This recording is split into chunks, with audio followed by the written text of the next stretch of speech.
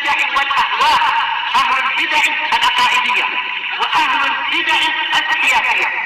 نقول بيننا وبينكم السلف، بيننا وبينكم الكتب، كان فيقول البدع بيننا وبينكم. Lanjutkan matan Aqidah Al-Wasithiyah. Qala Syekhul Islam rahimahullah, mithlu an yadhunna anna dhahira qawlihi fis sama anna sama tuqilluhu au tudhilluh.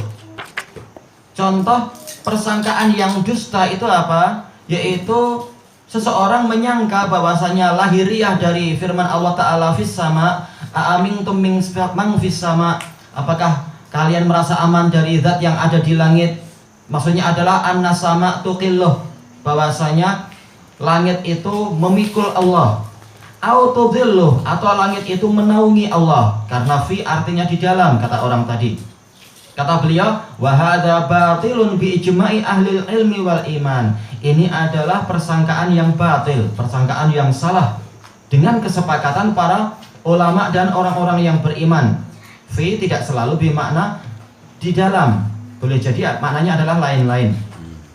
Tayyib, kita baca syarahnya. Qala Syekh Abdul Aziz Al-Rasyid rahimahullah wa qauluhu, enggak apa, kita ikuti alur yang ada di sini. Qauluhu la yahtaju ila tahrif, tidak perlu yang kepada penyelewengan atau pemesongan makna dan semacam itu. Isyaratun lirraddi alal mu'attilah, ini isyarat untuk membantah para mu'attilah, orang-orang yang menentang nama-nama dan sifat Allah atau sebagiannya. Alladzina harraful adillah, yang mereka itu untuk menentangnya caranya apa? Mereka menyelewengkan dalil-dalil, memesongkan ayat-ayat dan hadis dan semacam itu. Wasamau tahrifahum ta'wila, mereka menamakan penyelewengan tadi sebagai takwil, padahal itu adalah tahrif. Takwil yang betul adalah baik, yaitu dalam artian apa? Tafsir. Maka yang mereka lakukan ini bukan tafsir, tapi ini adalah apa itu? Memesongkan dalil. Tarwijan alal juhal. Untuk apa penyelewengan tadi dinamakan sebagai takwil? Untuk melariskan ucapan mereka tadi di kalangan orang-orang yang bodoh.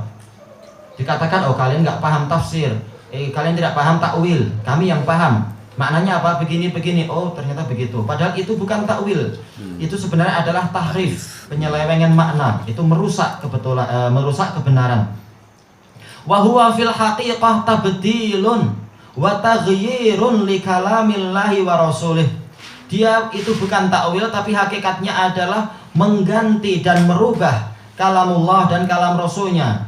Iya, seperti perbuatan orang Yahudi, disuruh bilang hittah, jadi apa? Hintah. Ini mengganti dan merubah, sebagaimana yang dilakukan oleh pengikut mereka dari kalangan orang Jahmiyah. Allah Ta'ala terang-terangan mengatakan istawa, mereka rubah jadi istaula. Ini merubah dan mengganti. Memangnya Allah tidak mampu untuk menggunakan kalimat istaula? Allah mampu kalau memang Allah ingin itu. Ternyata Allah menginginkan yang lain, menunjukkan yang lain itulah yang benar.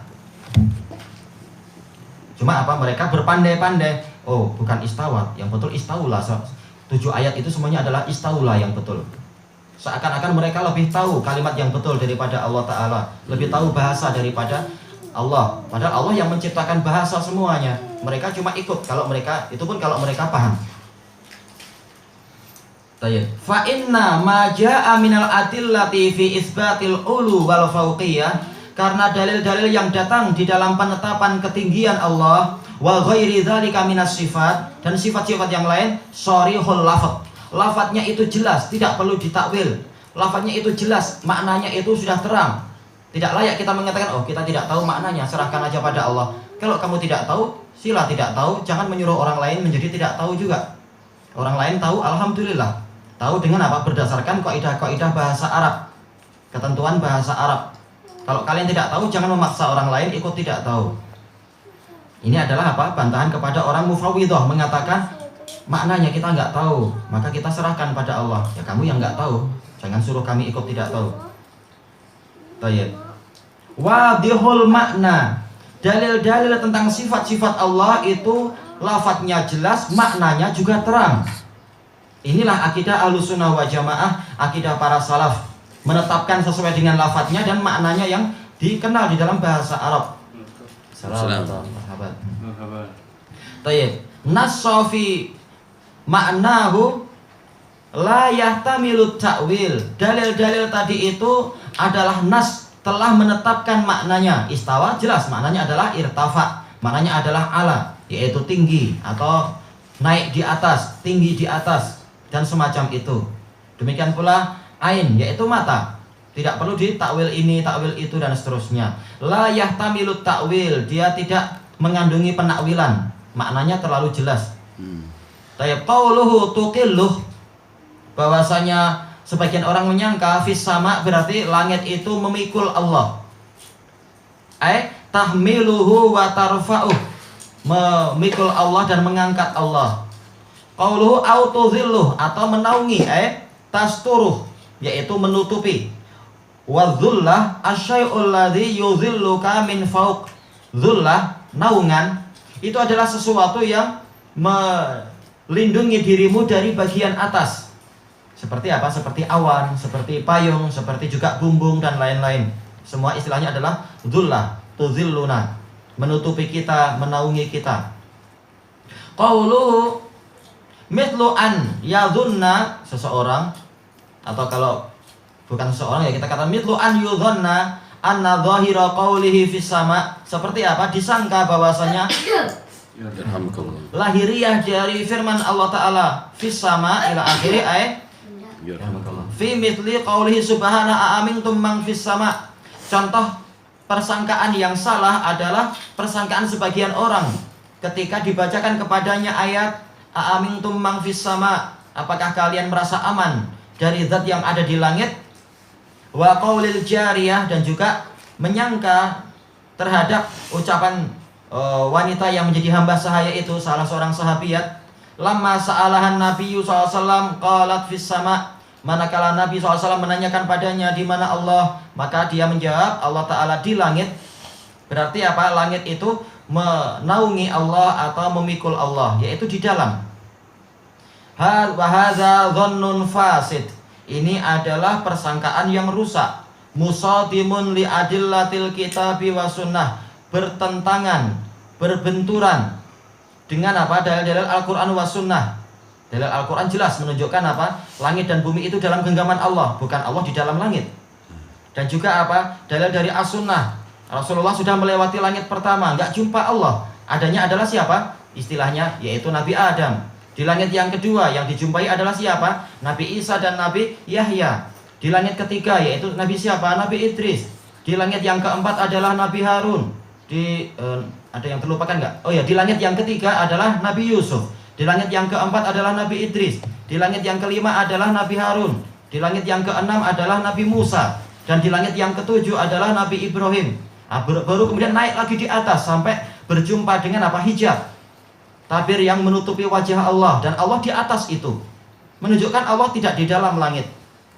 Jadi barang siapa mengatakan fis sama, maksudnya Allah di dalam langit, ini bertentangan dengan dalil Al-Quran, juga bertentangan dengan dalil As-Sunnah. Baik. Kemudian kita lanjutkan. Li adillatil kitabi was sunnatis sharihah adallati ala uluwillahi subhanahu wa fauqiyatih. Dalil-dalil Al-Quran wa sunnah yang jelas yang menunjukkan akan ketinggian Allah Subhanahu wa ta'ala, wa ala annahu fauqa arsyihi haqiqah, dan dalil yang menunjukkan bahwasanya Allah itu secara hakiki di atas arsy-Nya. Arsy Allah sangat besar dibandingkan dengan apa? Dibandingkan dengan langit. Bagaimana Allah Ta'ala itu di dalam langit? Kecil sekali. Dan ini adalah pemahaman yang sangat salah. Ba'inun min khalqih, Allah terpisah dari makhluknya. La yahullu fihim, Allah tidak masuk ke dalam makhluknya. Wala yakhtalit, tidak pula Allah itu bercampur dengan makhluknya. Bukan masuk kepada makhluk seperti apa? Seperti mungkin besi yang dimasukkan ke dalam air. Bukan pula bercampur seperti apa? Susu yang bercampur dengan air. Tapi Allah terpisah, Allah di atas sana, tinggi, di atas seluruh makhluk. Falaisa fi dzatihi syai'un min makhluqatih, maka tidak ada dalam zat Allah itu sesuatu pun di antara dari makhluk Allah. Betul-betul terpisah. Makhluk Allah itu tidak ada dalam zat Allah. Tapi memang Allah Ta'ala mengepung mereka. Semua langit dan bumi di dalam genggaman Allah Ta'ala, tapi tidak bercampur. wala fi makhluqatihi syai'un min dzatih, dan tidak ada sedikit pun dari zat Allah itu ada di dalam makhluknya. Man za'ama ghaira dzalika faqad dhanna bihi dhannas sau'. Barang siapa menyangka yang selain ini, barang siapa yang mengklaim selain ini, selain yang telah kami jelaskan dengan dalil-dalil yang ada, maka dia telah menyangka Allah dengan persangkaan yang jelek. Wa tanaqqasahu ghayatat tanaqqus, dan dia telah mengurangi Allah, yaitu mencela Allah dengan celaan yang paling puncak. Tapi mereka menamakan ini adalah sebagai tanzih. Kita ingin mensucikan Allah, ternyata apa? Jatuh kepada kejelekan. Justru apa? Menyangka Allah dengan berbagai macam sifat kekurangan. Tayyib, kelanjutannya besok insyaallah, wallahu a'lam. Seringkali mereka gunakan kata macam istawa gitu, ayat mutasyabihat. Ya, mereka selalu kalau alasan mereka tidak paham, itu salah mereka, suruh belajar. Masalahnya mereka tidak paham dan mereka memaksa orang lain ikut tidak paham.